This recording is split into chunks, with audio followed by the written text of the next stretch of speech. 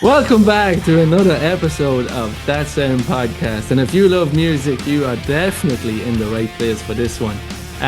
Today we are joined by Ann Watson, all the way in California. Welcome to the show, and we will have your cool son on in a little while, Russell.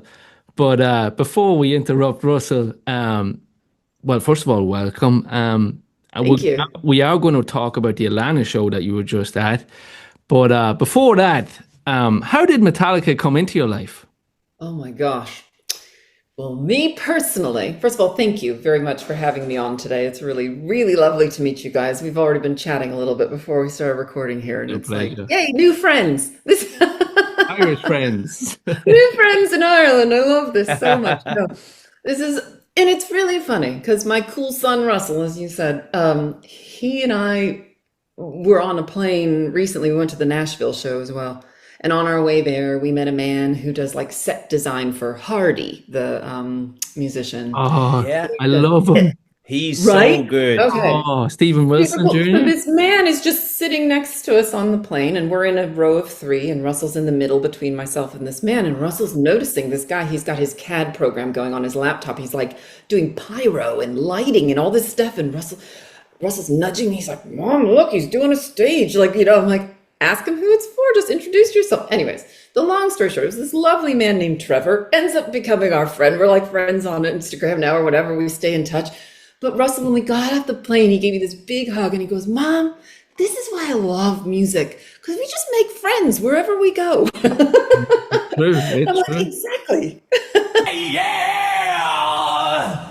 Yo! Oh my God, yeah, That's yeah. what it's about. Yeah. Okay. So how did Metallica come into our life? For me personally, it was all about a dreamy boy named Ethan, who I had a crush on when I was 13 years old. And he had long hair and played guitar. And he wore these shirts with this band Metallica on them. And I was like, what's that band? I want to know who that is because I want to get this boy's attention.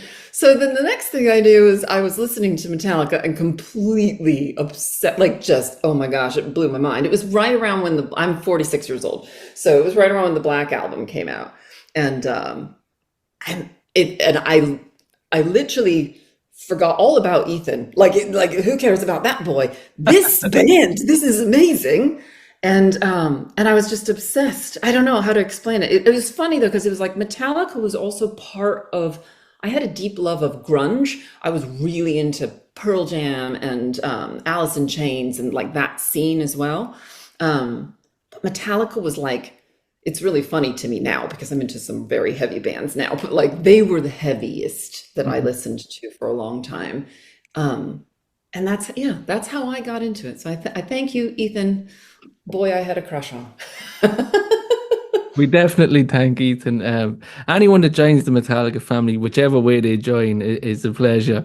But Yeah, going back to that grunge, and Luke, I think you'd agree. I think a lot of us have that progression where we started with maybe some kind of pop rock and we advanced to the grunge and we got into a bit of Pearl Jam, like you said, Yeah, Soundgarden, Alice in Chains.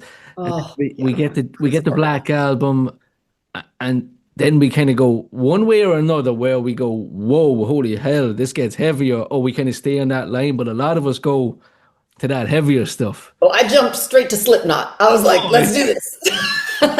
there we go. So you went from the Black Album. Did you go back then and like listen to Kill 'Em All, Right, Justice, all that stuff, or did you jump? No, it's really funny. Justice, yes, justice.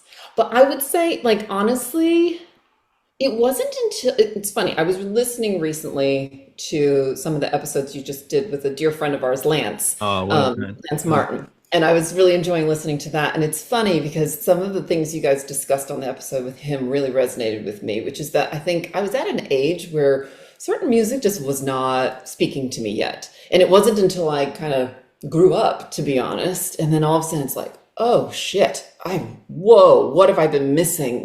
And so it was like going backwards once I was an adult and looking at some of the earlier work and Yeah. hearing it and it, yeah, fade to black, stuff like that, that just, Yeah. boo, Yeah. I um, remember touching it, on that with Lance, like with certain songs where you kind of just listen when you were kind of a right. teenager, And like you just said, maybe I remember talking to Lance about, or maybe it was from Reload Fixer and stuff like that. Yeah, And you kind of love going, that song. oh, Oh, oh, oh yeah. oh, and it kind of hits you different, and so many songs, Outlaw Torn, I remember chatting to Lance about as well. But like we say always, that is the beauty of music, it hits you at different levels or different stages of your life. God, yes, absolutely. Well, and it's really cool because I guess a bittersweet part of my story and trajectory in life was that, so I mentioned before when we were chatting that I was married for 10, 11 years, but knew my husband for a good 15, 16 years. I lost my husband, though, sadly, 4 years ago to cancer. And Tim was his name. And Tim and I both together shared a love of Metallica. Like that was very much, and Death Magnetic came out during the time when we were dating.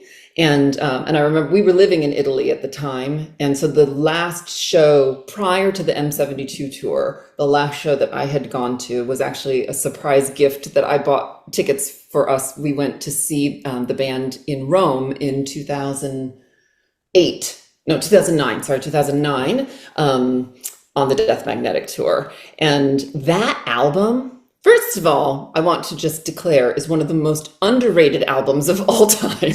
Yes. Yes. God, I love that album so much. I was so that we'll get to like the set list in Atlanta and the fact they played Cyanide, and oh Yeah. my God, I was so excited. Anyway. But that album, frankly, was like a very big part of my relationship, even to my late husband. So, but then all we hired a band at our wedding, and specifically like they played Nothing Else Matters. They played the music was a big part of our relationship. And so I would say that like for both me and my son, part of why I took him to his first show when he was 9 years old, Russell, in 2023, was because it was shortly, like Tim died in 21, and that music connects us to him and his spirit, and it keeps him alive, like, but in a joyful way. At first it was sad, and then it sort of has become this just beautiful, fun thing. I don't know. And it's, yeah. Anyways, so Yeah, that's I definitely hear you. I lost my stepdad in mm, 2020 with cancer as well. And as we spoke about my kind of trajectory in music, my mm, stepfather's name was Donald. He kind of was more the softer stuff. He liked the Smiths and mm. Radiohead and the Cure, and there was punk bands as well, the Sex Pistols and all that. And he Okay. opened that door for me. So he's like, when you're a young teenager, you're like, no, Metallica, give me heavy, give me this. Then, he kind of told me, it's okay, it's cool to like this softer stuff, and like that, when I hear certain songs, it brings you back to that moment. And same with like that album, I'm sure that Magnetic has a very special place in your heart. And yeah, music does so much for us in so many different ways in life. Oh yeah, it heals. And Mm. this is like, I guess, a little side note, sort of part of who I am. I'm a yogi big time. I'm like very into yoga, and I'm not a religious person at all, but I'm very spiritual, and I'm an energy healer. I do a lot of energy work, and I do sound healing. Like I do a lot of the sound baths and things of that nature, where it's like people come into my studio and I play different instruments like singing bowls and chimes and things of that nature. But the idea being that everything resonates as a vibration and frequency, and that we're literally made of vibration and frequency. And that I think that for a long, long time, frankly, there's been a massive misunderstanding, in my opinion, that metal somehow can't be healing. No, it's too heavy, that like heavy metal and like thrash and whatever, that's like is somehow disruptive to your energy and your peace. And I actually take total like the opposite view of that, that I think that all music is healing. It just depends on what it is inside of you that you need to have sort of vibrated up and out. And so that's where it's funny you mentioned, it's like there's different times in your life when maybe certain types of music will speak to you differently than others. Yeah. Like right after Tim died, oh, give me the fucking heaviest music you can give me right. Metallica gives you heaven, baby! right? Yeah. Oh, like, and it felt good, and that's healing. And I think it's going to be really interesting to see, and I'll be curious what Russell says when you talk to my son, but it's been really fun getting to like raise my son now, who's a very gifted musician himself, Sure. but with the perspective of like your intention, what you put into your music actually matters. I believe, like, I think that that's why going to Metallica shows for me, literally, I joke with people, but I mean this very seriously. Like, I had a friend text me when I was in Nashville and I was like, can't talk right now, I'm at church. Like, leave me alone. Sunday service. I love it. Seriously, it was a James Sunday Hetfield show. Yeah. preaching from the Sermon on the Mount. Oh man. Yes. I love it. But I think it is. It's like the intention of the musicians. You hear Kirk talk and he's talking, he's like, he wants to help people, right? Like, and James, oh my gosh, like some of the stuff that he says, it's just beautiful, I think, of how they want to, they serve a greater purpose, seriously. Like, then I think, and that's why I think the Metallica family is a real thing. Like, it's, because these are people who are being brought together in an energy that is shared, as well as spreading like healing, dare I say. Yeah, no, I'd agree. Would you, Luke? 100%. I couldn't agree more. And I had actually spoke to my mother this evening about this podcast that we were going to do. She would be curious and very supportive, and had asked who we had on. And I was showing or telling her, I didn't get to show it to her yet, the video of Russell sitting on Lars's second floor, Tom, watching him play The Unforgiven in Chicago. And I had said to Gavin this morning, I said, you know, there's got to be very little truth to the things about Lars being what people perceive him to be. And I had used the analogy of Tom Hardy saying, you know, it's like if people tell you I'm great and people tell you I'm an asshole, believe them both, because they've obviously seen a side of me, or have evoked a certain side out of me or a certain emotion. But you cannot be a horrible person if you are willing to do that. Yeah. A fucking men. Yes, I'm telling you, that man, I don't know him personally whatsoever. I've never met Lars. I don't know anything, but I have watched consistent interaction that he has had with my son, and the genuine, like even just now in Atlanta, I have a little video that someone sent me, because that's another thing that Russell and I always have this thing now where it's like Russell goes up by the stage, he does his thing, he was actually hanging out with Lance in Atlanta, and I go back and I hang out with some of my friends, and like I jokingly call it my heavy metal babysitters. Like, he goes up and hangs out with all the dudes, right? And so people have to send me stuff afterwards because I'm not witnessing a lot of it firsthand. And someone just sent me this video. Lars got up off his kit when he saw Russell in Atlanta, walks across the stage, and he's like, hey, what are you doing down there? You're supposed to be up here with me. How's it going, man? It's so good to see you again, buddy. Like, like, I'm sorry, you don't do that. He's a dad too. Like, he is, yeah. And I said this to Gavin before. I don't think a lot of people appreciate this, that he has a great relationship with his 3 kids. Yeah. Really good. So like that speaks for itself. Yeah. I agree. No, we were very fortunate. Actually, we went to the Helping Hands Foundation, All Within My Hands, rather, show in December.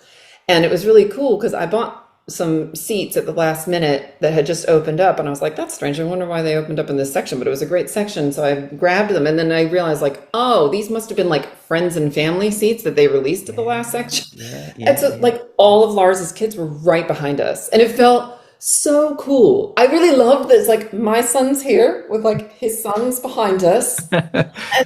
And then like Jessica Miller, his girlfriend, she's a lovely lady as well, was like walking up and chatting with them and hugging them and just watching the interaction. Again, I do not know them personally whatsoever. I just observe and I admire. I feel like a very genuine humility is what I would call it. I'm sure Lars has not always been that way, right? Like, I was an idiot when I was in my 20s. We all No were. offense, Luke. Yeah, I guess I'm still an idiot. So No, you're not. No. That's not what I just definitely was. I definitely was. We were very fortunate to have bumped into Miles outside the Four Seasons in Madrid and had a chat with him briefly, and like you couldn't meet a So nicer cool, dude. right? Yeah. You know, very, very cool. Yeah. Absolutely. It was absolutely brilliant. So But yet, some of my favorite Lars stories have to be the Jim Brewer telling the stories of hanging out with him in New York, Oh, just insane. Yeah, absolutely. the cigarettes. yeah. Yes, Yeah. yes, yes, yes. No, again, like there were, and it's really funny. This is another thing that I think I'm very fortunate to get to raise my son now in a world where like Metallica has had this sort of arc, haven't they? Where it's like what some people call it a redemption arc almost, where it's like, okay, go be a bunch of like sex, drugs, rock and roll idiots, and then realize like, oh, we're really lucky to still be alive. Oh, we want to be good people. Oh, we have a chance to help others. And now we're like in that era. Yeah. Yeah, Yeah. And 100%. they've learned from their mistakes, frankly. And Yeah. James admits it openly, constantly, and I admire him for that, like his humanness. And that is what I love taking Russell to shows because I'm like, that man right there, James Hetfield, you go right ahead and look up to him because he made plenty of stupid mistakes in his life and has I don't know. No, and admits he's not perfect. I think that's it. And he's not God. Like no one is. We are Yeah. human, and there's a humanness that I think is so beautiful about the band. I just Yeah. 100%. Like there's so many kids looking up to, like, I know over here on our side, like, football players and stuff like that, like icons. And I yeah. honestly feel like you touched on, yes, Hetfield had his moments. We all did. But like you said, he is on that trajectory now where he's realized, okay, and he has that chance. But you can see it. Even when you see, like, clips of him, I seen a clip of him in a restaurant in Yeah. Tampa. He's just a dude in eating with He his is a family. dude. He's like, whereas some of these people that are idolized, like, Cristiano Ronaldo or some of these people over here, to me, I love football too, but I feel like Hetfield is a better idol for a kid to look up to than some of these football stars. Hmm. You you know, know, he's a dude. He just likes to eat Mexican food like the rest of us. yeah, You Yes. know, as do Kirk and Rob, and they seem to be friends that just Yeah. love to play music and hang out with each other. You know, and I think you absolutely nailed it on in saying that they embrace the human condition. yeah, Yes. yeah, Yes. They're human, and they have taught people through their music, and they've taught people through their music that it's okay to be human.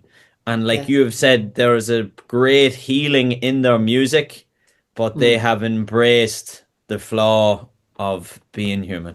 yeah, They embrace the flaw of being human. And I can't tell you, let's see, I've seen probably 3 shows now where Kirk openly makes like big mistakes on his guitar and like stops and goes, "Well, I fucked up again." You know what I mean? Like, and then Yeah. starts again. It's the best. And that helps Russell as a player because he's like, "Oh, even Kirk's not perfect." Like yeah, cool. yeah, And nobody is. And you know, I've come across some of that in the tuition or the lessons that I've taken with certain players, and someone that I've interviewed for the podcast, it'll be coming out soon, but a phenomenal drummer, an Irish drummer by the name of Micheál Quinn, who plays with Dermot Kennedy and a number of other acts, has some great posts about that, and he's a phenomenal monster on the kit. Love And it. he has published some of his flaws and um, mess ups during gigs where he's like, this is what it is. And he said, the less you think about it and you embrace that one or two is going to happen, he's like, it ain't that big of a deal. And this is just what it is right now in the moment. yeah. Yes. None of us are Yes. perfect. There's none of us God, no. perfect. No one. No one. No, yeah, no, it's definitely, they are brilliant idols to look up to for kids. I really think so. Mhm. I did notice on your page that you got some other absolutely killer shows in the last year. I seen that you guys were at Slipknot. Oh yeah. I was highly, Oh my gosh, and we highly, got to highly go. jealous. We went to the Pappy and Harriet's show. Is that what you saw? Yeah, that was phenomenal. So Pappy and Harriet's is a small, tiny little venue out here. It's a beautiful little venue in the middle of the desert, literally middle Yeah, of nowhere. yeah, And they played a show for, I think it was less than 800 yeah, people. like It was 800. crazy. And Was Russell that and I were on the rail. the self-titled album in full? Yeah. Sort of like a No, that no. it was literally the first time they ever played in front of a group with Eloy. Yeah. So it was like an introduction to Eli. Here he Yes, is. yes, exactly. And Man, it what a was treat that was to see oh, that guy play live. Oh, and literally like it's really cool. Russell again. We were against the rail. Russell was right there with Tortilla Man and Jim Root were right in front of us, and he's just interacting with. I mean, it was literally like being in a backyard show. Like it was tiny. I can't. It was the size of my backyard. It was amazing, and there was a tiny gap between the stage and where we were. But I mean, it was easily like you just reach up yeah. and toss. So Tortilla Man's giving Russell packets of Smarties, like how he does, and he's like one of his broken mallets, and like we had to stand back. Like this is how close we were. Where he was like, "Stand back, stand back! I've got to use my baseball bat to hit the beer keg or whatever." Like it was like, "Okay, don't get hit by the beer keg or the baseball bat." It was Woo. amazing. That was, It was yeah, amazing. that looks, Like to see a band of that magnitude in such a small space. Oh, that's as close to religious as I'm gonna get. It was just like it was amazing. It that was was, that amazing. was a Yeah. good Sunday service. Yes, very good. Very, very good. Yeah, it was and it was so cool because I loved like it was on a school night. It was on a Thursday night, and I take Russell, and there's many times where I call it metal fever. I call him out sick for metal fever. He's Gotta got a be bit of fun. he's up late and feverish. We can't, yeah. Yes, Um, another case of metal fever. But we went on a Thursday night to the middle of the desert, and then just to be driving home after such an intense experience, and he's got his pillow and he's wearing his wristband, that says Slipknot, and he's just all curled up sleeping in this silent car. Like the juxtaposition of like what we had just experienced yeah. versus like this coziness. It was surreal. It was amazing. It was like a dream. It was so cool. It was so cool. So Metal fever and no sign of mercury. Unbelievable. exactly. Yeah, I love it. Love it. So, what was your first Metallica show then? My first Metallica show was the one that I took Tim Oh, to. okay. I failed to mention that. Sorry, that was my That's first show. beautiful. Wow. Yeah. So and that was the only show I had ever been to prior to taking Russell in 2023. So literally been a fan since I was 13, but never made it to a gig till I finally took Tim. Did that one show. So I've been to 14 shows now. He's been to 13. So it's like, yeah, my lucky child's been to almost as many as I have. Oh, wow. That's amazing. Unbelievable. Any standout shows? Any what shows? Any like memorable ones more like that really stands out? Oh, standout shows. Let's see here. God, they all are for different reasons. I would say probably. So the first show I took Russell to was deeply meaningful. It was in August of 23 when they played in Los Angeles, when Metallica played in LA. And that was Russell's first show, my second, but felt like my first. And it was just so healing to hear the music live and to feel my husband's spirit, frankly, like through the music and to connect with him that way. Yeah. But I feel as though, in all seriousness, and I'm sure Luke, as a musician, you will totally understand this, something awakened in Russell seeing them live that first time. He was into music and into playing guitar. He had started playing guitar the fall prior. He had been playing guitar for probably 8 months. But after that show, like the guitar became an extension of my son. Like it became part of him. I can't describe. And then I would say probably a very close second to that, as far as memorable shows, would be then our second show, which was the oh God, it's a really long story that I have to put in a nutshell because this would take an entire episode to tell you it. But the long story short is that we ended up in the snake pit on that second night. We were in the seats on the first night, but the second night we met someone basically who gifted us wristbands. And that is a whole trippy thing that like how we managed to meet this person, and just they're still a very dear friend of ours, and it's a long story. And it's the only time I will say that I've been gifted snake pit. I've had to sell cars and various things to be able to to afford the rest of what we've been doing, but it's well worth it because once you're in the snake pit, it's hard to go back. But it was that experience going into the stage and being that close to the musicians.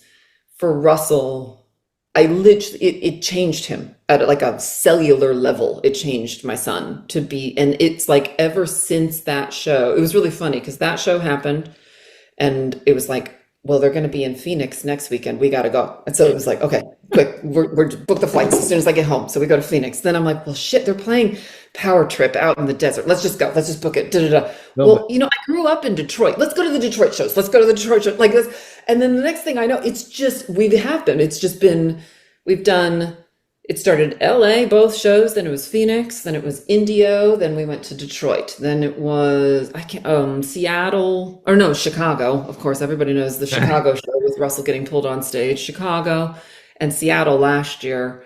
And then this year it was Nashville, Atlanta. We're going to Santa Clara. We're going to Denver. We're going to Auckland, New Zealand. We will booked Bologna for next year. And I can't even, it sounds bananas to people who aren't part of this, but I'm telling you, like, we have found our people, we have found our family, Russell has found mentors, and I have found support in raising my son, literally, as a single parent. I feel like I don't ever feel alone anymore.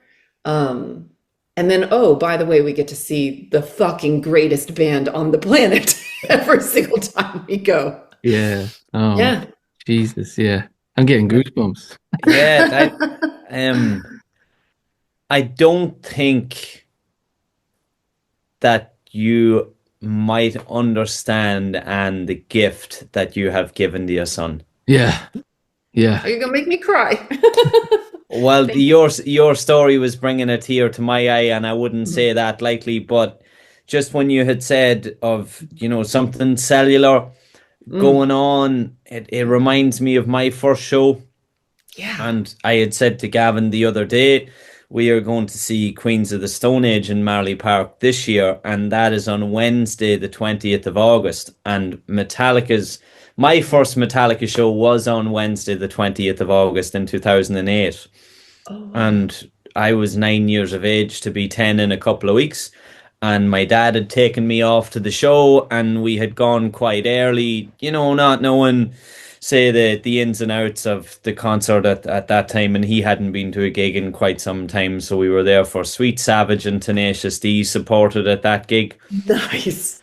But I'll never forget how kind some of the people were around us, that they even made space for me to see up to the stage because I was quite small, being 9. And I just remember Lars doing his stand up on the kit, as him to be one of the first people to walk out and the lights hitting it. And I had said to Gavin and explained on the podcast many times before, and I'll keep it brief, but S&M was the first album that I was exposed to as such. So I had listened to that on repeat quite a lot, and there wasn't another Metallica CD around. So it was an amazing experience that a lot of the Ride the Lightning songs that weren't on S&M that was my first exposure to them. So when they opened with Creeping Death, and you get that 4 on the China and 4 on the snare, then he goes to the toms. It's like I had said to Gavin, there's something in that for me that's almost like an electric charge when I hear that. It reminds me of the roar of the crowd. It reminds me of the stop and the roar to just where James takes the floor on his own to that thrash and riff, and then it's like all hell just breaks loose. there's a bomb after going off. The roof lifts off the house. The Yes. place explodes. And I was enthralled in this, like, what is happening here? This is absolutely insane. And we talked about this on a podcast a couple of weeks ago. Gavin was saying, like, I didn't realize it, but I was privileged to have experienced one of the most electric opening three that they've put on. Whatever about in the 90s when they used to play, Sandman into Creep into Harvester, but to get Creeping Death, Ride the Lightning, and For Whom the Bell Tolls as your opening three is your first Metallica gig. And those lads just ready to absolutely bring it. I totally relate to what you're saying of just something changing inside. And as I had said to you off camera, I had been playing drums and I had been playing guitar before that show. But after that, it was just like a switch that had flipped inside me, that I'm just surrounded by all of this stuff still. And that's all I've really wanted to do since then. Yep. And it's amazing. And that's why I don't say that lightly, but you definitely don't understand the weight that will carry, or the gift that you've given your son. It's absolutely amazing. It's just immense. I don't know how to describe it any other way. Yeah, it really is. It's like I said too off air, like it's a pleasure to watch the joy in your kid's face. Like, I don't even know the kid, like, I know we're going to chat soon, but Yeah. Luke, me and you talk like this. We love to see, Luke obviously as a teacher, but the passion, it doesn't come around too often with young kids. But when you see it, especially with Russell, and like Luke said, the gift that you gave him, it makes me happy. Oh, thank Yeah. you. Yeah, and funny, I brought this up in another podcast. I listened to a really cool podcast during the week with a hip hop artist called John Bellion, who just released a new album. And he released an album called Father Figure, and he's talking about what it is to be a parent to three boys, and his eldest, I think, is 3. And the host asked him, was like, do you hope that your kids do music? And he's like, I'm going to sit around and play with them and just let them figure out what they want to do. And he said, whatever it is that they want to do, when I find what the spark is and the fire lights, he says, I'm going to pour so much fucking gasoline on it until that absolutely lights. And it just seems that you've done that. And I wish more people would do that too, and take the time to say, hey, you know what? And this makes the hair stand on the back of my neck. It reminds me of a conversation I had with my mother about 4 weeks ago at breakfast outside. And I was giving her flowers and my father, that it was like when they knew that was my thing, and they saw how happy that made me and how much interest I had in it, they went out of their way to pour fuel on the fire, time and time and time again. And still do to this day, when there's a dull day or there's a moment where you're like, fuck, I don't know, I don't know, maybe I'm doing this wrong, or I don't know what I'm doing. It's like, hey, remember where you started, and remember why you started, and remember what you're doing, and this sort of thing. And it just, it speaks to me personally. It speaks to me personally. So that's incredible. I'm actually speechless here. Oh, thank you. It's fucking insane. Well, and I love hearing. So it's really funny. I had a beautiful conversation this morning with some friends. We have like a little book club that we meet every Sunday morning online. And I was chatting with them, telling them about the podcast and that I was going to be on today, and telling them how it's interesting. I was reflecting on a couple things. One, just being a parent. I know that there are a lot of parents who it's like there's 2 camps. There's parents who are like, fuck yeah, Anne, support your kid. That's amazing. It's cool. And then others who are like, you're completely insane. What are you doing? Like, why would you support your son in the pursuit of something that's so difficult to be successful in? And to those people, I would like to just speak right now. Public service announcement from Ann Watson. PSA from Ann Watson. Yours. There we go.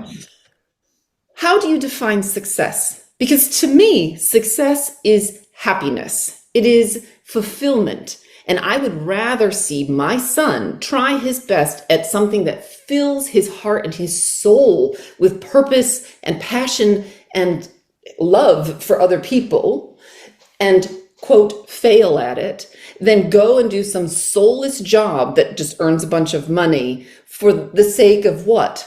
To live a life that's unfulfilling. I don't see the point. And where for me as his mother, the joy that I get seeing him pursue and fulfill his passion, that's what life is for. Like, why are we here? You get one shot at this go round anyways. And it's like, to me, I don't know. I also get some people saying, you're mad, that you would. I really did. Tim had a 1963 Impala. I sold the Impala so that I could get some cash and we could do these trips. And it's so funny because, and buy the snake pit. I'm going to the snake pit, And I'm like, I'm doing this because for me, it feels like I am, how do I say this? How much does a trip to Disney World cost? Nobody is critiquing moms and dads who are taking their child to Disney World multiple times or have a Disneyland season pass or whatever. But somehow I'm crazy because I want to take my son to the snake pit, which frankly probably costs less than going for a family of four. For sure. Go and stay in Florida or go and stay in Anaheim in California or go and stay in Paris. And stay at the Disneyland resort for 3 nights or 5 nights or a week and, show me the invoice. Exactly. Thank you. You'll get to Metallica, you'll get to a snake pit, you'll get your hotel, you'll get your flights, you'll get an accommodation, you'll get a budget 4 or an 8-channel interface, a laptop, the budget mics, a guitar, an amp, and a beginner's drum set for the whole fucking cost. Yeah. Exactly. And you haven't just given a man a meal, you've taught a man how to fish. And that's or in what your I see. case, it's your child. Yeah. It's education. I'm not kidding. To where even another thing that I've decided, literally just last week, I finally was like, I pulled the trigger because I've been watching Russell and his music. I've been watching how passionate he is about it and how much he really has not been enjoying like traditional elementary school, going to like sitting in a classroom bored out of his mind, like for 7 hours a day, frankly, wasting a lot of time. Like that you can get a lot of schoolwork done in a couple hours a day and then have the rest of the time maybe to work on your music if that's your passion and your gift. So I actually am so blessed. He was on a wait list and we just got in. There's like a charter school that's here in Temecula. And the long story short is that he's going to be doing, it's an alternative approach to school called a charter school where he's going to be learning mostly from home and online so that we can travel. And then this school works in conjunction with his music school. So they're actually going to be paying for his lessons now. Ah, that's incredible. Oh, it's amazing. It's amazing. And that then music now is part of his curriculum and that's part of like what's encouraged and that writing songs and things of that nature are going to be part of what he's doing for school. Wow. And I don't know. I don't see it as a waste. There's this, again, I told you I'm a yogi and there's this thing called the Bhagavad Gita. It's like basically, it's a spiritual scripture, if you will. And there's a phrase in it or a section in it where it talks about how Dharma, and Dharma means like your calling in life. And that it literally says like, it is better to pursue, like find what you said, like find your Dharma, find your passion. And it is better to pursue that and the translation is loose, but not fail, but like, to pursue that and not do it as well than to pursue someone else's Dharma and succeed. Like, it's just better, like, fine. But you were just saying, I forget the artist who you said just said that. John Bellion was his name. There we go. Yeah, John Bellion. What he's saying about his kid, heck yes, find what that passion is and then, pour on the gas and light the match. I'm so in agreement with that. I love it. Yes. One thing I'd like to go back to is when you talked about people thinking that you were crazy selling your car, and the first thing that came to mind when you were talking about that, I'm like, the experiences that you're having with Russell right now, going to these shows, you can't put a value on it. It's priceless what is happening right now with you and your son going to these shows, sharing these experiences. They are like they're going to stick with him for the rest of his days. You cannot put a value on that, and Absolutely. it's so worth it. You know. Thank you. Well, that's another thing that Lance said in the interview you did that I agree with our friend on that one too, is he said something about invest in like experiences, not in things. And that's what I see. I think that this was something that was, I mean, just to be sort of vulnerable here for a minute, like I literally walked my husband through an 18-month terminal cancer journey, and I sat next to him as he died, like as he left his body. I watched him take his last breath. And I was like, you know, there was something about the perspective that gave me of he's left all this stuff. What is this stuff? You don't take that. It's going to make me cry. You don't take that with you, but you get to have these experiences and music and being part. Again, I cannot describe to you what being part of the Metallica family means to my son and me. It makes me cry like I'm doing right now, because it's beyond, oh yeah, we're going to a show. It is family in the sense of kindness and a genuine sense of evenness. I don't know if everyone in those 2 hours while the band is playing ceases to be a child or an adult, a black person, a white person. Like, I don't care what politics you have. I don't care if you're vegan or if you're a hunter. It doesn't matter. You suddenly are all connected by the oneness of this music and this experience. And that to me is what it's so cool, because I watch Russell be impacted by that. And so he then goes out into the world and he doesn't, it's really funny. People are like, isn't he starstruck when, you know, he meets people? I'm like, no, because he doesn't see a celebrity as any better than him, but he also doesn't see, you know, like the homeless person on the street as any worse. Like, he sees there's like an equality in his vision. And that I think, I hope and pray that what these experiences are going to do is ingrain in him a value system that when he is a musician one day, whether he's playing for 30 people in a pub or 30,000 people at a festival, I don't care. All I care is that he's going to be communicating that same healing and that same oneness to whoever he touches with his music. And that's what I try to do. I have like my yoga practice every morning, and I have this grounding practice that I do, and I have a thing that I say, and that it's basically just may each moment that passes in front of me today be better off because it did. That's it. Like, literally just let me just touch each moment and raise it a little bit. And I don't know, and that doesn't boil down to how much money you have or what you choose to spend your money on or what stuff you have or all that. It's just, it's so irrelevant. It's energy. Anyways, other than that, I have no strong feelings on the subject. So That's Love it. I love it. You've got to thank yourself in all of that, and for what your son is seeing and how he's feeling and choosing to act and see in the world. Yeah, man.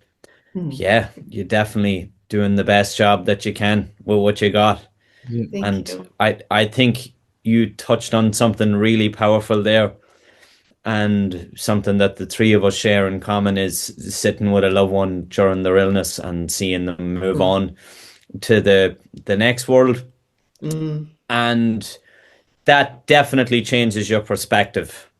You're after talking about it. I know we've talked about this before, Gavin, personally, but it does change your perspective. And what is it all about when it comes to stuff? And you saying like, look, somebody said that you are mad for selling the 63 Impala, and you're like, hey, I'm not really trying to do what you're doing, number one. And then number two, you're like, that couldn't go on the ground. Do you know that you can't take that with you? There's a saying we have in Ireland that there's no tow bar on a hearse. you know, there's Yes. so Totally. that's the thing. You can't take it with you, but those memories are going to last a lifetime. Yeah. Yes. For both of you, and yeah, that's Oh, and the bond that Uh, it brings between me and my son, I cannot even describe to you. Like after he got pulled on stage with Lars in Chicago, we just stood. It's going to get me crying here again. We just stood in the pit, sobbing and hugging each other, just like what did we just experience, and how beautiful. And I was just in awe. Like that doesn't happen ever. Like I don't know. I mean, I know Lars has pulled people up on stage and stuff, but like to sit him on his kit for 9 minutes and get to sit through a whole song and then give him a hug and give him his sticks and just, uh, the oh hug. my God. Like it was just, Every time I watch that, with the hug gets me every time. Oh, oh, and I'm telling you, yeah. Anyways, yeah, the whole yeah, thing I swear to was God, yeah. spiritual. I watched it again today, and it's like, and Russell is so cool. He's just sitting on the floor with Oh, him, and he's not annoying him. He's letting he him was at home. doing He his was at thing. home. I asked him that. That was the craziest thing. And this is why I kind of think we all know that there's some trajectory that Russell's on, and I don't. But he's just so at home with a guitar or on stage or whatever, and being in front of those people. I said, were you afraid, or what did you feel up there? And what did he say? He said, Mom, it felt really big, but I felt at home, and it was so quiet. And I'm like, that's so That's interesting. strange. That is so cruel. But for him to sit 2 feet away, looking into Lars's ear, looking over his shoulder, it's almost like, Gavin, you're like seeing yourself. Nearly like an out of body experience. So like Yeah. that kid's 11, but it's almost like you Yes. think of when you're in the crowd, right, as a musician, and you look at the guy on the stage and you go, yeah, I'll get there. Or like me saying to you about a certain gig I was at, being behind a certain drummer's kit Mm. pre-show, being like, all right, these are the next venues that I hope to play. But when you're sitting on the kit and that guy's playing, to me that just feels like it's, nearly like some sort of thing out there that's like, hey kid, get ready. Yes. This is just showing you what's ahead for you. This just showing you where it's going. Here's like a sneak peek. Yeah. Here's the trailer before the movie.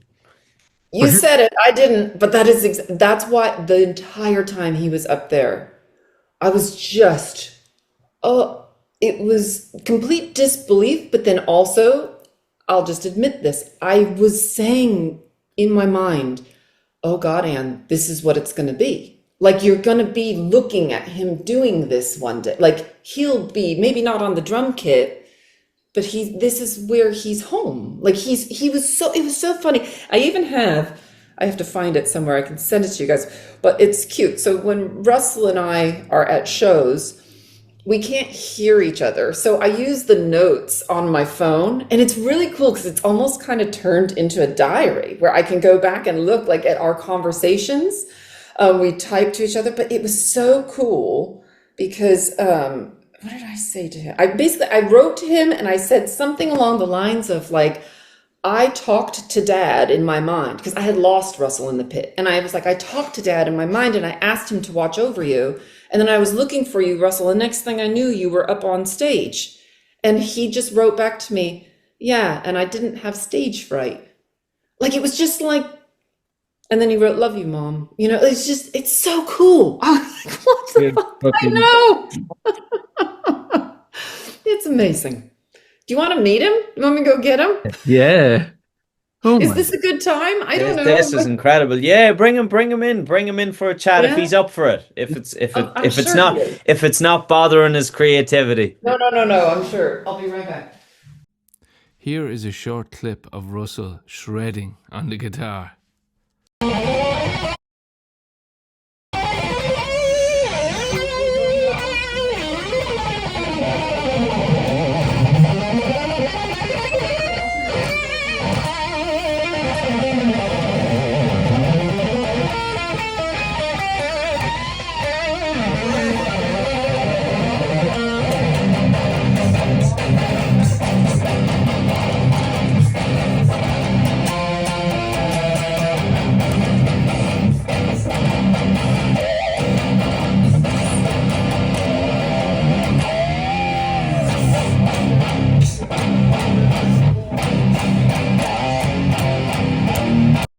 What's happening, buddy? Hey, buddy.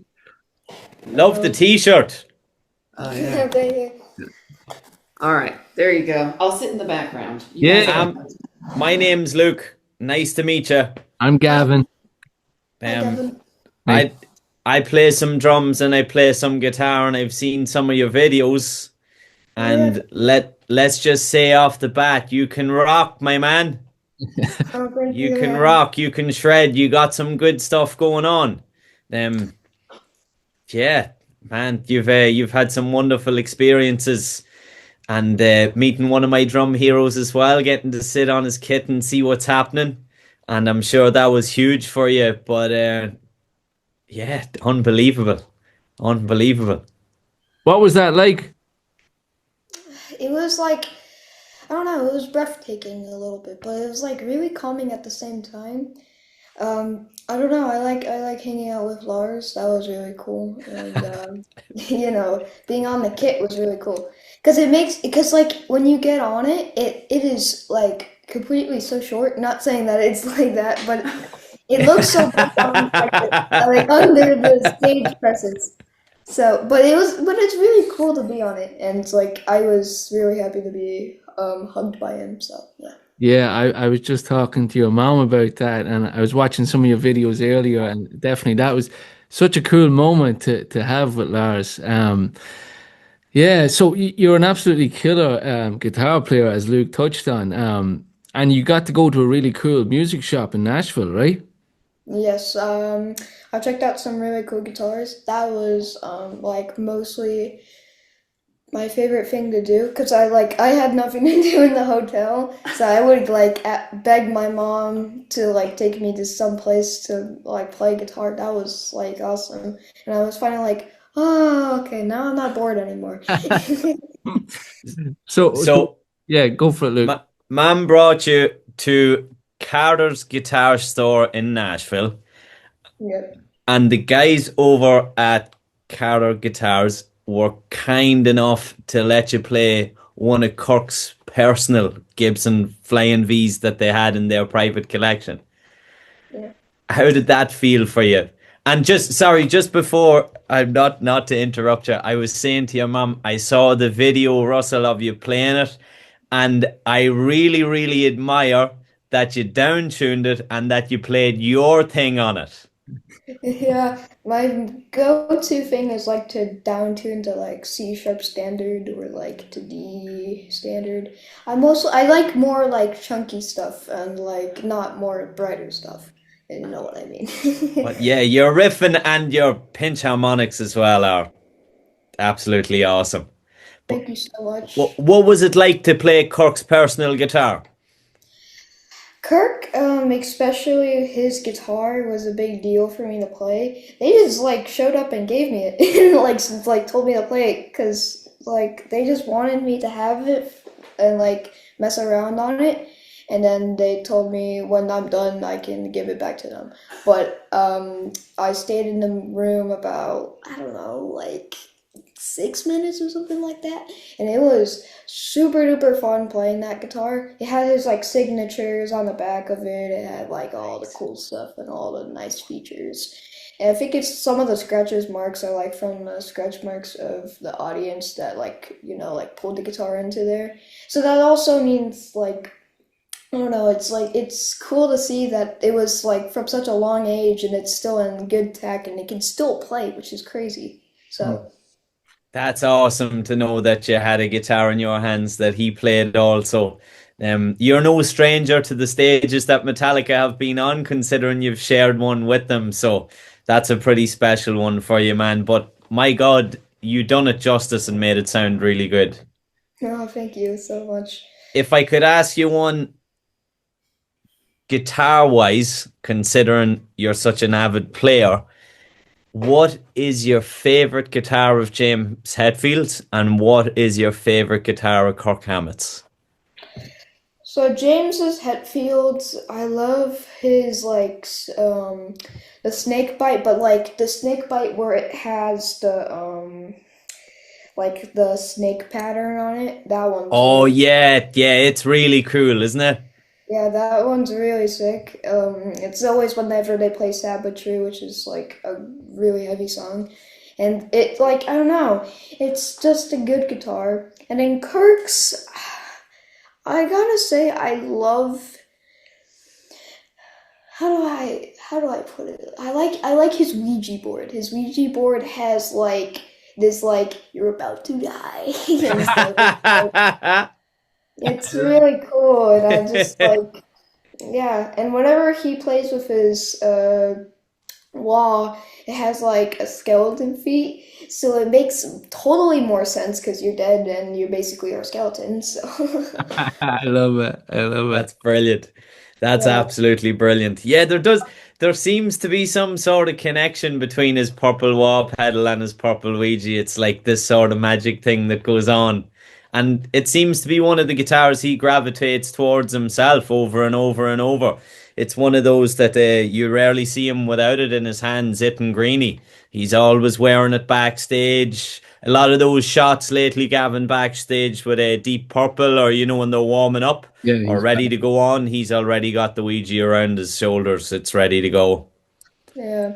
Another guitar by James is I love is the Flying V LTD. It's a black one. Like it's like the bird. Like The you know that. Vulture, Yeah, I the love the that one. the That one looks where he has the M72 sticker on it. yeah, that kind of vibe, but they also have like a mid black kind of version, like it's pure black, and Yeah. like the bridge has like some kind of has like a like a vulture on it, like a Yeah, he skull got the special kind of like made this. bridge. It's very, very cool. Yeah. Man, and you got some good taste in guitars for sure. Yeah, yeah, I love the heavy ones that scream for me. speaking about heavy music, Russell. You got to meet an absolutely killer band too on Oh your trip. yeah. What was that? Got to meet Pantera. Pantera, yeah. Phil, he literally took me over and put his like arm Yeah, around get you me. to the- Yeah, and one of my mom's friends like completely photoshopped it and put like a snake Oh, around I it. seen it. It's so cool. So So cool. yeah, So they were really nice guys. they were so nice. Zach noticed me. That was really cool. He was like, well, you could say what he said. Like I forget the line, but he said. Well, it was very cool. So we met Pantera before the Atlanta show, and Russell and I were in line, and I like to do this. I'm like, Russell has his own voice. I can let him go ahead of me. So when we were in line, I asked him, I said, do you want me to walk in with you or do you want to go on your own? And he's like, no, yeah, I'll go on my own, Mom. I'll go on my own. I was like, okay. And it was so sweet because Zach Wilde came around the corner to see who was next in line. And we had met Zach last December at a Zach Sabbath show. And it was Oh, nice. it blew me away. He is the sweetest man. And he came around, he goes, what the security? Who let this kid in here? Russell, how's it going? Good to see you, buddy. Like he fully remembered Russell. It was so sweet. And then he brought him around and I could hear like I didn't go in with him, but I could hear him introduce. He's like, this is Rex and this is Charlie and this is Phil and guys, this is Russell. And they're like, oh yeah. It was crazy. They're like, oh yeah. You're the kid who rocks out in the pit. Like, we know you. But it was amazing. So that's why Phil was like, I'll give you got you in a headlock. Yeah, and it's also like the thing is with their personality is like really funny because they may look like mean dudes and like about to bust your face open, but what they do is they're just like sweet guys. They're just like, hey, what's up? No, so But cool. that's it. Yeah. I'm sure it was very cool to meet Charlie Benante as well. He seems like a killer dude. Really, really cool. Would Zach Wilde be a big influence of yours, Russell? Do you like his style?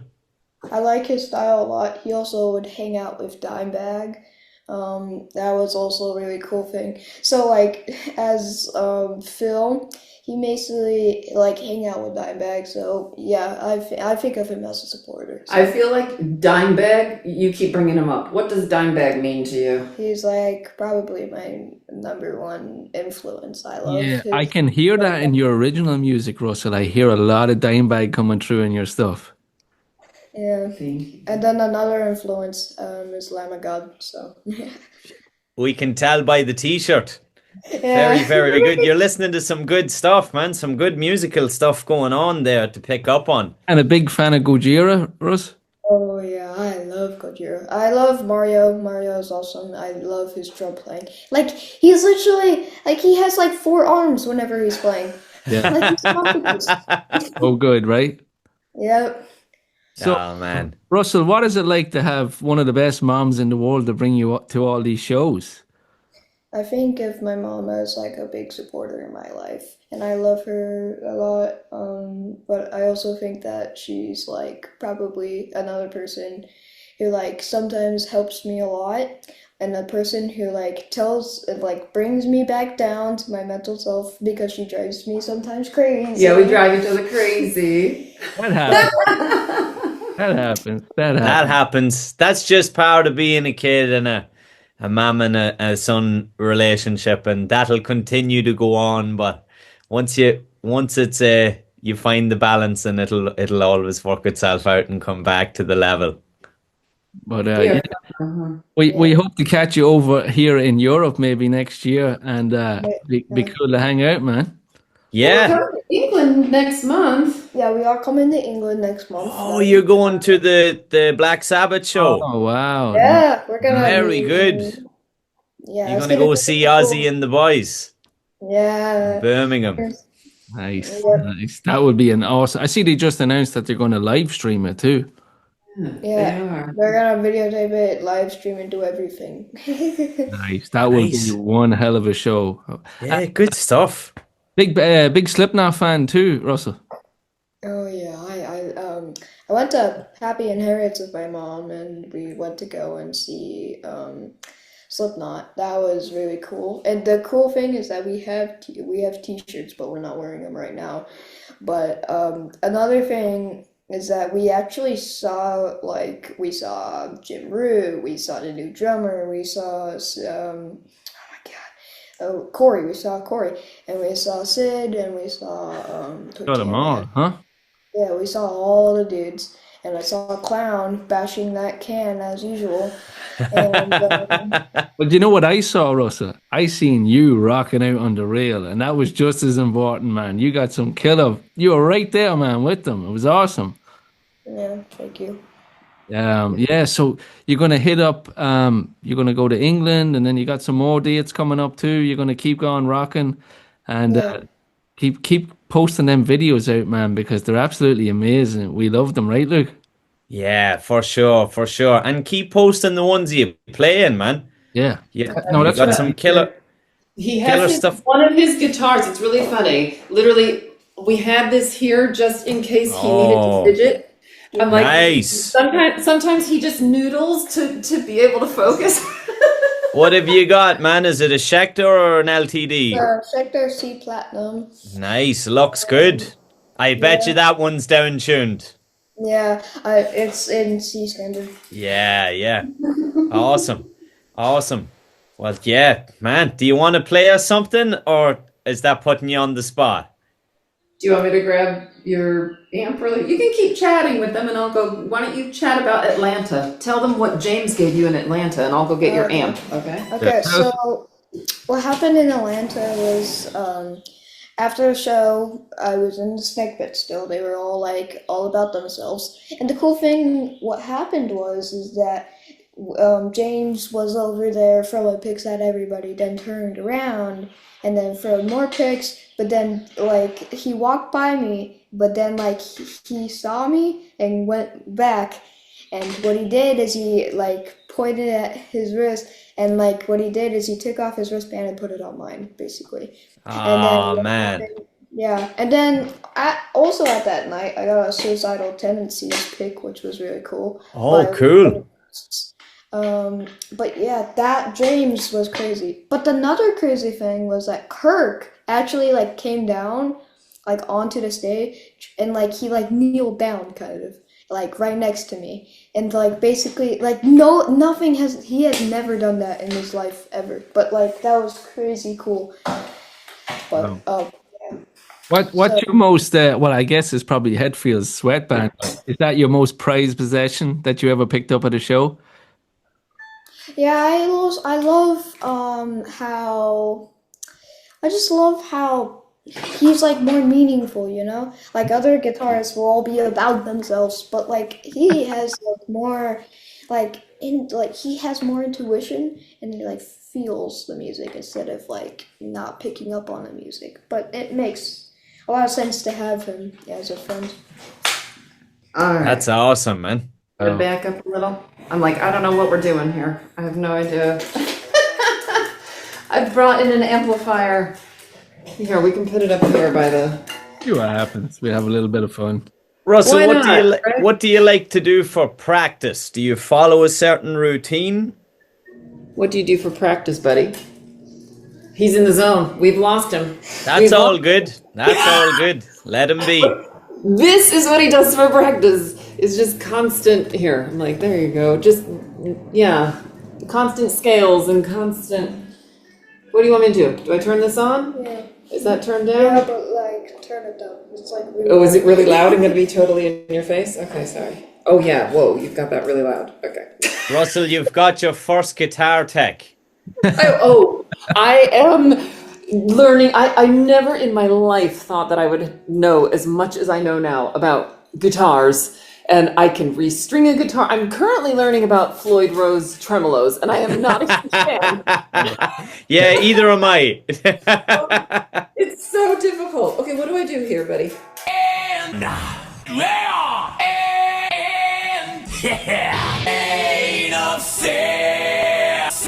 You can noodle. What's your thing, Russell, for creativity? Do you just sort of become inspired and then decide to, rip into a song or a riff or an idea, and you have something going on in your head drums wise and you just want to go with it? Or do you set out with like, oh, I'm gonna go with this vibe today? I think like what I do is like I find out other songs and then like want to like use those as some kind of like helpful situation. Kind of. Yeah. And then what happens is that I start using that riff and then like I take bits out of it, kind of like a cookie, like you like take a bite out of it. And basically what you do is like your organs separate them, and then you piece together your own stuff, like your own like other food you had earlier. So, Your own cookie. yeah, that's like a disgusting way to say it, but it's true. Yeah, that's awesome. It's yeah. I'm kind of lost for words, to be honest. Yeah, this is insane. But, Man, you've got so much intuition, and I feel like you've got a really, really good perspective on music and what's going on at such a young age. So yeah, awesome. Keep rocking, man. Keep rocking. Keep playing. doing what you're doing. That's the most important thing. Keep doing what you're doing and keep having fun. Thank you. Thank you. Do you want a band one day? I'm trying to find one. Yeah. I've never found anyone yet. He hasn't found his people yet. So Man, this is you a public gonna service announcement.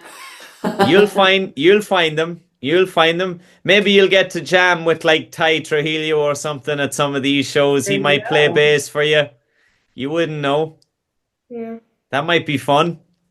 Yeah, that. Yeah. That would be fun. You got plenty of time. Yeah.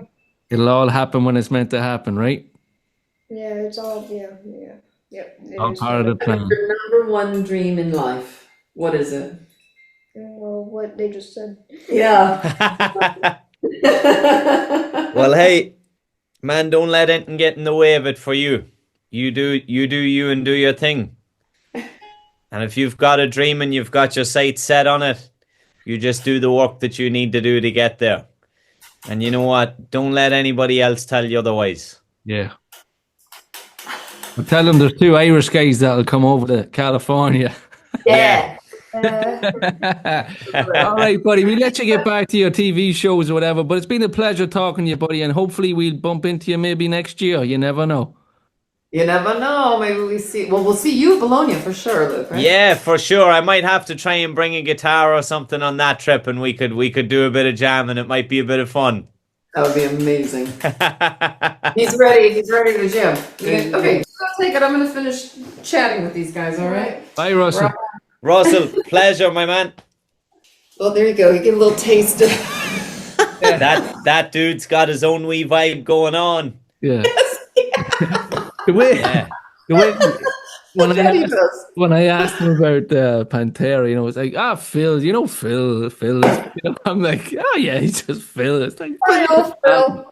Mike, oh Well, my. that's the thing that's so cool. I don't know if I don't know. I haven't. Yeah, like you said, he doesn't put them on the pedestal. They're just Phil. No, it's just Phil. And that's why it's so funny too, because he's so used to now, like he literally just watches the show like this half the time and then he's rocking out and he's right against the stage. And so it's so sweet. I have another video that Lance took actually, and he sent it to me, that at the end of Pantera's set in Atlanta, I'll have to post it or something, but it's so great because Russell's just going, Phil, like he's like, shoot, and Phil notices and he comes over fully, like he's like, oh hey bro, blah blah blah, like it's so funny, and has a whole little chat with him. He's like, I could pick you out, dude. Like, actually, let me do a better Phil impression. I could pick you out, dude. With your voice, the way your voice, I could hear it over the crowd, or what? It's just so funny. Anyway, so yeah, that's Russell. He just seems to have like such a nonchalant approach to it that it just. Yeah. Russell's like a rock star at the age of 11, just unapologetically himself. It's brilliant to see. He is. Really? He is unapologetically himself. That I will say. Yes, absolutely. That's unreal. He is a very, very old soul in a little body. I was going to say, it feels like that speaking to him, Gavin, doesn't it? It's like, what do you mean you're 11? I forget. Yeah. I didn't know them things when I was 11. I didn't have that. I'm like, it's like he skipped a couple of stages and he's gone back. And yes. And now he has the tools now to go forward. Yeah. So cool. It's been really fun. I think what I really enjoy watching is this is pretty typical of Russell in his life. Like he's had other examples of this in other areas of his life too, with like in school and stuff, but where how do I say that? I say this with deep humility, but he is very advanced for his age in several areas. And so he gets sad sometimes. Like you saw, like when he's like, I haven't found my band. Like he's like really bummed that he hasn't found his band yet. But I'm like, dude, you're 11. Like you will, but it's coming. It's just, it's tricky because you're 11 and the people who you would naturally be matching like skill wise right now would be older than you, and they don't want an 11-year-old in their band, and vice versa. Like as your mother, I'm not putting you in a band with a bunch of dudes in high school or whatever, like it's anyway. So it's one of those where I know he's just having to be patient and then it will unfold in the timing that it's meant to, and he'll meet the people that he's meant to play with at the timing it's meant to happen. But it's sweet because he just doesn't, there are times when I'm like, oh yeah, you're 11. Like I forget that sometimes because he's so old. His soul is so old. I don't know. He has an old seems soul. To be super informative and in tune with what's going on. And when you're saying like you're learning about Floyd Rose tremolos, and he seems to have a thirst for knowledge. Yes. Oh my gosh. Very interested.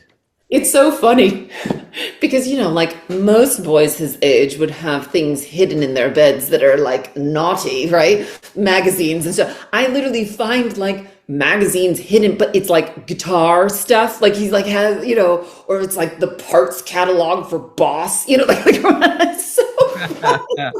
Who is this? Looking. He really does. He has the book Messengers. The Hetfield's guitar book.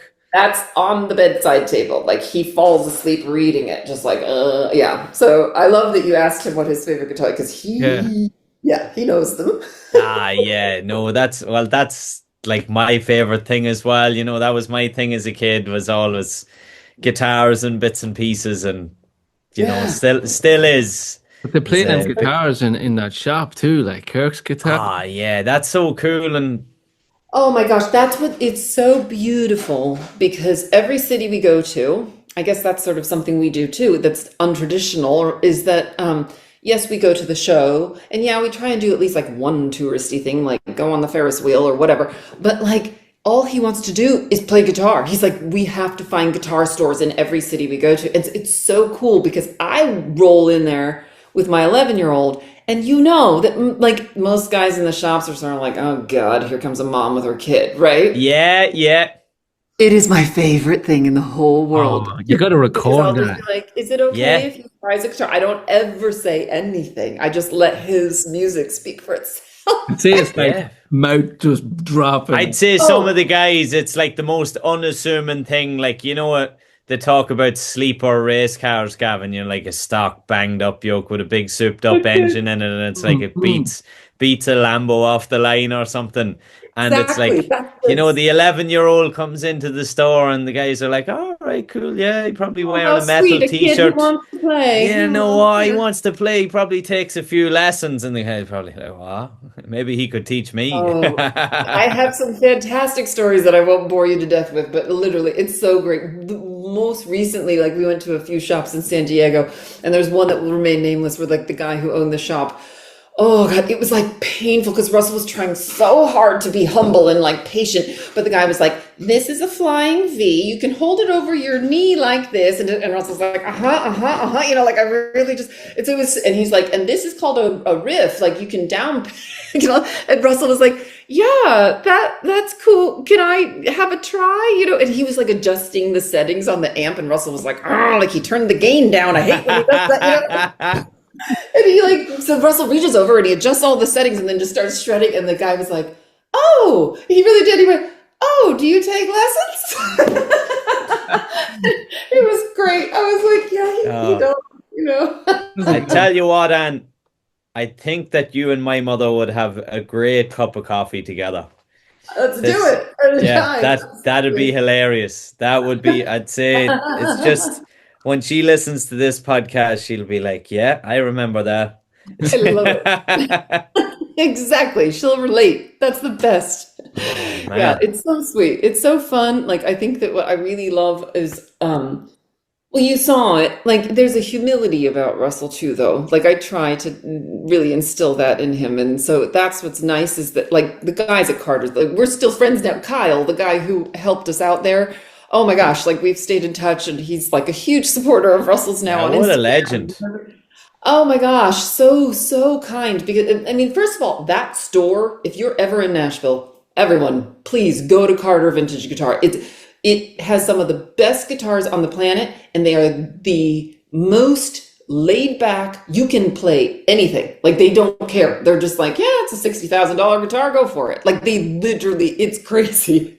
And they have rooms set up, and it's all, oh, he was playing on like a Mesa half stack Oh, in this. nice. Oh, it was epic. It was epic. And there was the coolest thing that happened. There was a customer that came in who's just a guitar collector and could play really well himself. But I literally was listening to him play and I was like, I'm not kidding. I think Russell might be able to play that. He was buying an SG, it was like a 1960s Gibson SG, beautiful guitar. And he was like, he walked past the room where Russell was playing and he went, "Will your kid play my guitar? And I want to hear how it can sound." And it was the coolest because he just hands Russell this amazing guitar that he's considering buying. And he just turns that half stack up to where, I mean, the hair was like blowing back on our arms. And Russell just shreds the heck out of this SG. And the guy ended up buying it. I was like, "Kyle, you owe Russell some commission," because he's like, "I didn't know it could sound like this." You know, it was awesome. That guy's gonna sell that guitar now in about 6 months' time because it won't sound to his ear how it sounded when he listened to Russell play it. Like, hang on, the guitar's broken. Yeah. God. This Oh has been man. so fun. I know we were supposed to talk about Atlanta, but you know I what? know. This has been better. This has been better. Like we touched on some moments that Russell told us about the sleeve that Hetfield got and that, but honest to God, I have to say this, like this has been a pleasure, a real treat. It really has. Thank you. It's I've had lovely so to much meet you. fun. Yeah, Thank this has been a blast. Thank you. Thank you. I know, so much fun. I'm so grateful. And I know we'll see you out on the road. We're coming. One of the things we're doing when we're in England next month, and I don't know if did Lance mention the fact that we're all in this thing called the Nothing Else Matters film? Have you heard Yes, about you want to tell that? us a little bit about that, actually? Yeah, Yeah, that'd be it's great. so okay. In a very quick nutshell, just that some people who began as strangers and now are like family to us. A wonderful man named Anthony and his sons Louis and Aubrey. They live in London, and they, for about 3 years, were filming a documentary that's going to be coming out. It's a fan film, basically. It's literally a documentary that is made by fans, about fans, for fans. And when we were in Detroit in the Snake Pit, we were rocking out one night, and next thing I knew, at the end of the show, lights come up, and Anthony turned around and he was like, "Hang on, are you Ann and Russell?" And I was like, "Yes." And he had seen a video I had posted of Russell and me in Los Angeles, and he was like, "Hey, I was wondering if you would be interested in being in our documentary." And I just, at the time, I thought, I don't know, this is going to be some Facebook video or something. Like, I didn't really know what I was signing up for, and I agreed. I said, "Yeah, I'd be delighted, I'd be honored."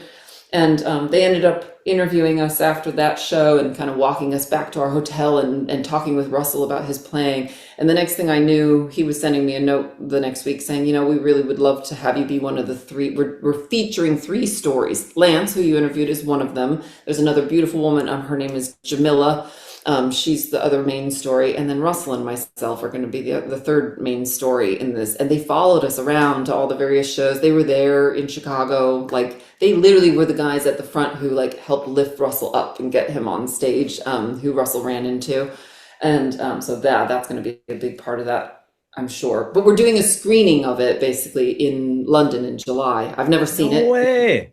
And they're just finishing all the sound and everything like that. And so there's going to be a screening in July, on July 4th, which is Independence Day here. It feels appropriate.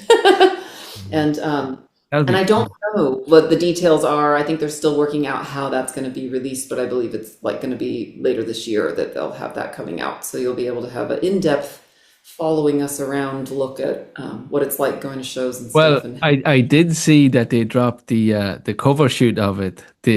Oh my god! Poster. Yeah, the poster for it is amazing. So cool. Like, first thing I seen, I copped Lance's jacket, of course. His yellow battle vest, exactly. But the way that they done it and the kind of cartoony kind of feel to it, and Russell's battle jacket and his Convert, I was like, this is so good. So good. Beautiful. Oh, and just wait till you hear the story. I mean, like, what? Yeah, and it's a story about the healing power of music and how it connects us all. And I love it. You have the Cthulhu poster that Luke drew, or whatever. That's what's on the back of Russell's battle vest. Yeah. Oh, do you have it as well? No, I have the Atlas Rise one, I think. Oh, I see. Yeah. Is that like I think Pusshead did that? I don't know. No, Luke Priest done that one too. Oh, did he? I can't see very well. I have it over here actually too. I don't know if you can see it. Yeah, you have yours, Gavin. Oh, yeah. Okay. Yeah. Yes, Luke did do that. Oh, gorgeous. Yeah. Your wall. But, I can't wait to see that too. I'm really excited to see that because it's great hearing all these different stories. Like, we're just doing this having fun, and I think it was Chris Sulik that I reached out to first. He's from Colorado. I don't know if you've bumped into Chris on the road, but he's gonna put me on, onto Lance, and then Lance put me on to Shep, and then it's like I'm getting an inside view of like the real hardcore Metallica fans, and spreading the word and just talking it's so much fun. It really is. It's a blast. Thank you. It's really, really, and I appreciate, especially with the time difference us over here in Ireland, and No, it's late for you guys now. Sorry. Oh no, it's not too bad for us. I hope you have a good rest of your day as well, you guys. But thanks so much, Anne, for sharing your story. And thank you for being so honest and so vulnerable as well. Yeah. Thank you. I appreciate you guys giving us a platform to share some of this on. And honestly, the whole reason I ever do any of this is just that I hope that even if it's just one other person out there hears what we've kind of gone through and what we're doing, and if it touches them and helps them in some way, that's why I want to share. So yeah, thank you for having us on. Thanks so much. Well, we'll leave it at that, and hopefully maybe down the line we'll have you on again. And anytime. Yeah, I'd love to do this. For sure. So yeah. Maybe we'll set it up properly and Russell can jam for you next time or something. Oh yeah. That'd be great. Yeah. Love to talk. Yeah, maybe about New Zealand and stuff. That'd be cool. But anyway, thanks so much, and we'll chat to you on the next one then. Thanks again. Sounds good. All right, And take care. thank you. It's been a pleasure. Likewise. Bye. Thank you guys. Okay, bye.